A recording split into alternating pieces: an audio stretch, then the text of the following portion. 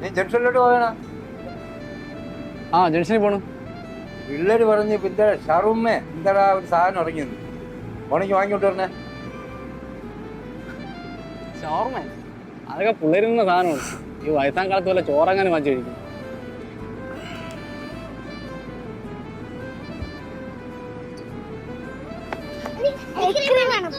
എനിക്ക് അച്ഛൻ എനിക്ക് ഐസ്ക്രീം വേണം, ഇപ്പൊ വേണം, ഇപ്പൊ വേണം, ഇപ്പൊ വേണം ഐസ്ക്രീം.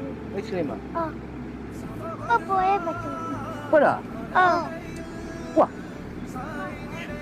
വാ കേറിക്കോ.